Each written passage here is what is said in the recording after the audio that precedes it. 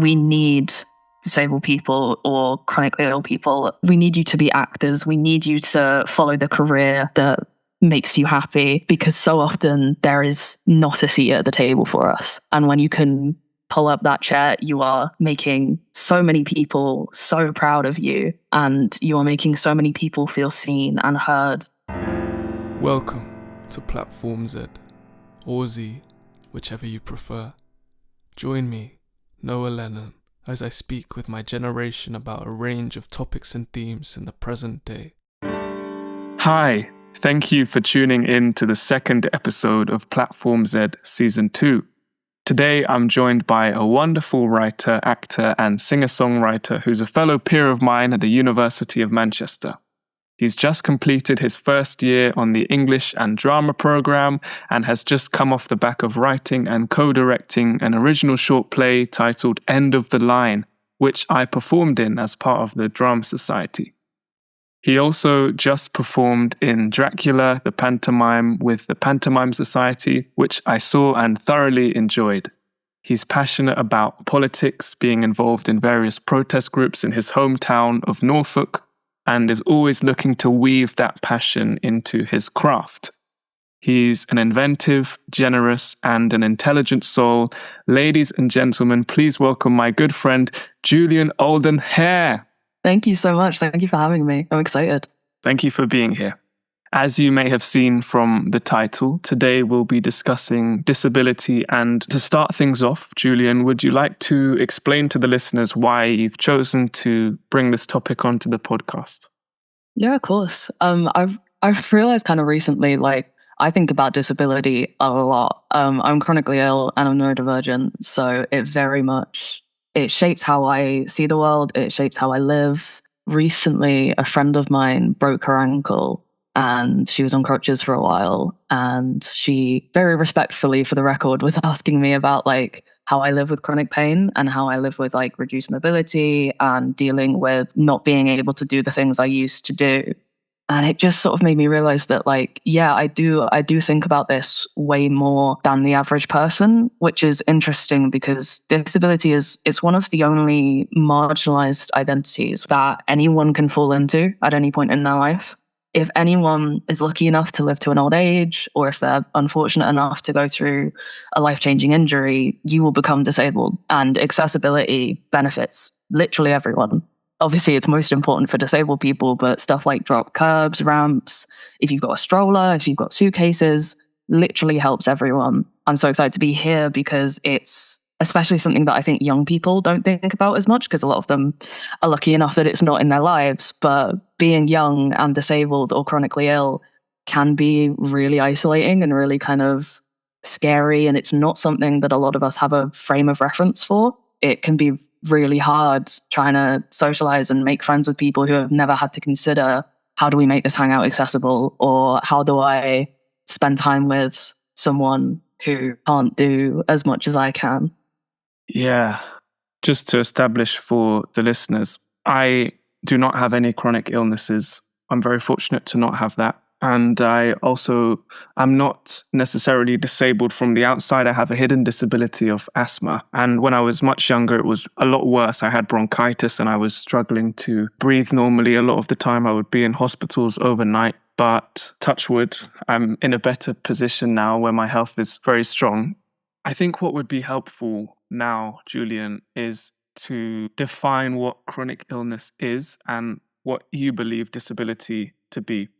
Yeah, of course. I'm the furthest thing from a medical professional, but it's my understanding that the sort of go-to definition of disability is anything that impacts your sort of daily living or daily tasks for more than 12 months. And chronic illness, I think it's something like 8 months. So chronic illness also involves chronic pain and chronic fatigue. Yes, people, just a quick note to add. Julian here meant to say includes pain rather than involves pain. It was a mistake in the moment. Thank you. The definition of disability for me is very much political. There's this great book called Crip theory, which I am aware that is considered a slur. I believe it's in the process of being reclaimed by disabled activists, which is a very important process. for a long time, disability was understood through this medical mode. You know, the idea that this is something that is different or defective in someone's body or brain, and the goal should always be to cure it. But I also think it's worth thinking about it in a political way. So the book Crip theory builds on ideas around queer theory. So there's this idea of compulsory heterosexuality, which for the uninitiated is sort of a way that society posits heterosexuality as the default. And in doing that, it becomes almost an invisible identity. It's a foregone conclusion that everyone falls into this identity, and it's on the onus of anyone who diverges from it to then justify that divergence and explain it. And they sort of take that idea and talk about compulsory able-bodiedness, the idea that we put able-bodiedness as the norm, it's the expectation, and it's sort of this invisible identity. So people who are disabled are at once sort of highly visible, but also made invisible. There's this idea of the social mode of disability, which I fully agree with, which is the idea that to be disabled, yes, it's this material reality, but it's also an indictment of a society that fails to be accessible. There's this thought experiment that goes, you know, if everyone tomorrow woke up and was suddenly able to fly and you were the only one who couldn't, you would be materially disabled. Your body can't do what the other people's can, but you would not be politically disabled because everything is built for people who can walk.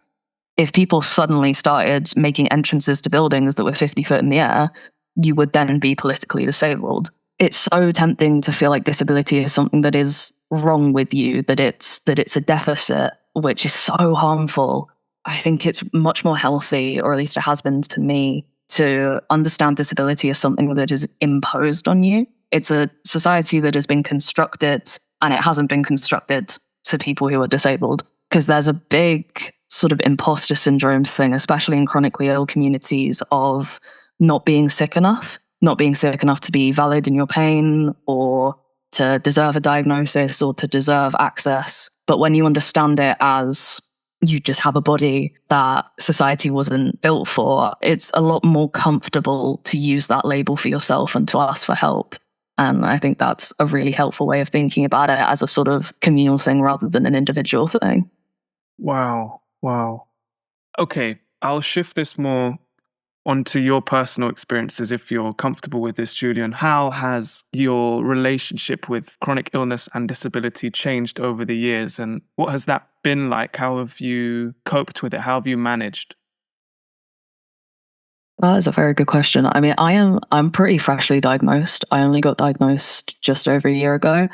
I have hypermobile Ehlers-Danlos syndrome, which is a connective tissue disorder. My type makes you hypermobile. It mostly affects your joints. So chronic pain, chronic fatigue, joint instability. My joints pop out all the time. And I definitely went through a massive phase of denial. This is why I find understanding disability through the external as well as the internal so helpful, because you can't understand what it feels like to be in other people's bodies.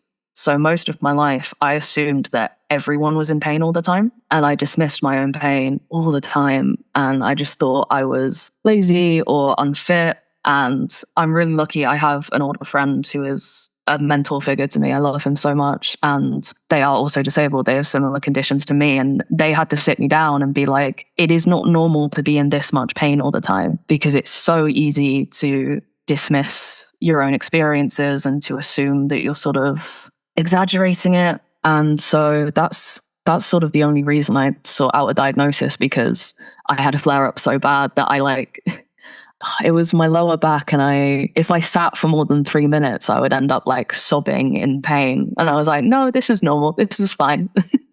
So yeah, there's definitely that sort of denial phase for me. And then it's weird because a lot of people in the chronic illness community joke about sort of hoping for bad news, because when you're chronically ill, sometimes the worst thing you can hear is the test results show everything is normal, because a lot of the times that's the end of the conversation, even though you know there's something wrong. I think getting diagnosed, it does come with this grieving period, because it's really hard to sort of manage who you thought you were going to be and your diagnosis. Because I love acting. I love dancing. I'm not good at it, but I love it. I used to love going on long walks, and I can't do some of that stuff anymore. So it's kind of trying to square up that grief of of what you expected your life to look like, and to figure out how this fits in with everything. And also a note on EDS specifically, it is so under-researched. It's genetic, but hypermobile type is the most common. There's 13, 14 types, but no one knows the gene that causes hypermobile type. It is thoroughly under-researched. It's very, very hard to get diagnosed. I was reading this thing from the EDS clinic that said for most people, it takes over a decade to get diagnosed. And most people have misdiagnoses before that. So I was really lucky that I got a really good rheumatologist that diagnosed me in a couple months. It's also that thing of I had to become my own advocate. I think even when I asked my GP about it, I literally was like, oh, I want to get tested for EDS just to rule it out, because so many people assume you're self-diagnosing. I also think in other ways it's made me understand my body a lot more. I'm a lot more aware with my limits. And ironically, I think it's made me a better friend. I think I'm a lot better at caring for people now and understanding that everyone has their own limits. There is that sort of community aspect that's been so enriching since getting diagnosed. Having people around you who have similar experiences and similar conditions is really special and really, really important. I will always say community is one of the most important things.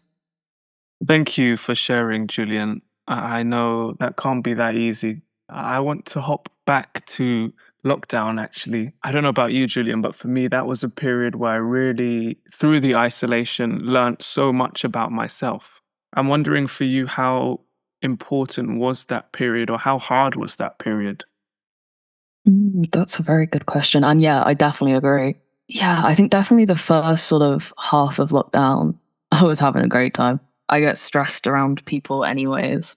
That's also when I started learning about like autistic hyperfixations. I acquired so much knowledge about my hyperfixations. It's crazy. I would spend hours researching them, and that was very fun. I also kind of got into acting because I couldn't have drama classes anymore. So I would watch masterclass after masterclass, and I would learn monologues alone in my room. And that was, I think, really big for my development. I wanted to bring up community. You've mentioned that a couple of times throughout this conversation. Moving to Manchester, how have you found the disabled community and the community around the university? Talk about that relationship for you and that change. Yeah, I mean, that's partially why I moved here, because it is such a beautifully diverse city and it's so special. It's just those moments of connection that make you feel at home. I remember I went to the pub for a pub quiz recently, and I think I stayed out till 2 a.m. Not because I was getting drunk, but because I found someone else who is chronically ill and neurodivergent, and I just couldn't stop talking to her because I felt so seen. And moments like that are really special. Moments like that make you feel at home, even when you're, in my case, 5 hours away.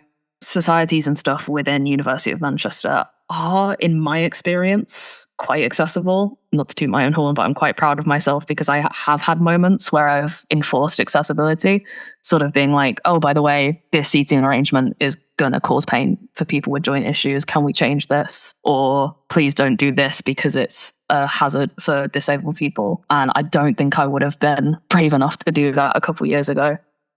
But yeah, it's been good. Wow. And it's just so inspiring to hear you're advocating for yourself. The fact that you can advocate for yourself is going to benefit so many others as well who maybe aren't at that stage of advocating for themselves. And actually, on that Well, note, this is why I think community is so important, because I would rather, like, it's a lot easier to justify it if I'm advocating for other people. Sorry, continue. it's great. I want to wrap up with a final question. What's the one message you would offer to somebody who is disabled and is going through their own struggles, facing their own identity struggles? What would you say to that person?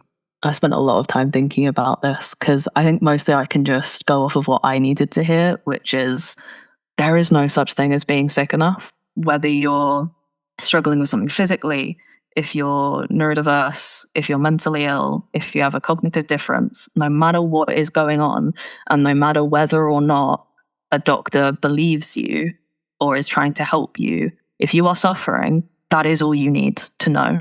You don't need a slip of paper saying your pain is valid. If you need help, then needing help is enough. That's the barrier to entry. If you need help, you deserve help. And also, it's important when you're dealing with stuff like this, even if it's not long term, if you're struggling with something, you're allowed to grieve for that. You're allowed to grieve for the effect that has on your life. And if it is something that impacts your identity, like disability, you're allowed to grieve the person that you thought you were going to be. But please, please never let that stop you from trying to do the things you love. We need disabled people or chronically ill people. We need you to be actors. We need you to follow the career that makes you happy, because so often there is not a seat at the table for us. And when you can pull up that chair, you are making so many people so proud of you, and you are making so many people feel seen and heard. Not to quote High School Musical, but we are all in this together. There's this idea in the trans community that you just got to keep living out of spite. Sometimes the world is trying to kill you or make you scared.